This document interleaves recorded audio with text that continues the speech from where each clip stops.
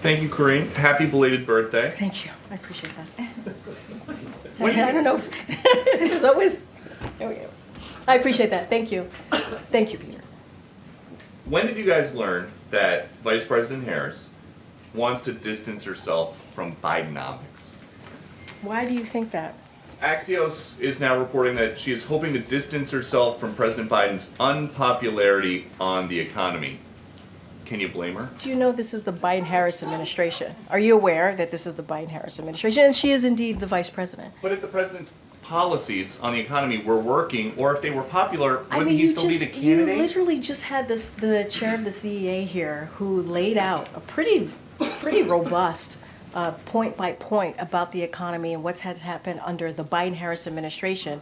And I thought it was pretty convincing. Look, as far as anything that the vice president wants to do, or as she's talking about her policy that's campaign related, you would have to speak to her. One thing that I know for sure is that this president, this vice president are fighting very hard to make sure that the middle class is stronger.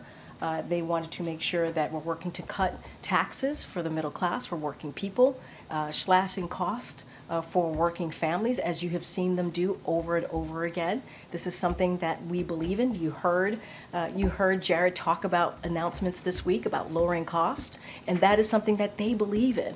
And the contrast could not be more stark between, if anything, the contrast is between what Republicans want to do, MAGAnomics. You're talking about Bidenomics. MAGAnomics supercharge inflation. That's what they want to do. Raise taxes on the middle class by thousands of dollars. Send tax cuts through the roof. Protect corporate price gouging. Cut Social Security. Cost millions their health care. And heap tax giveaways on billionaires and big corporations. That's the division there. That's where there's really night and day. But would you admit, at least, that if Bidenomics was more popular, President Biden would still be the candidate? I'm not going to get into polling. What I will tell you is Bidenomics has been something that both the president and the vice president has worked on. You guys have called it Bidenomics. We talk about how the president is trying to put forward an economic policy, building the economy from the bottom up, middle out, that does not leave behind the middle class and make sure it has equity at the center of it.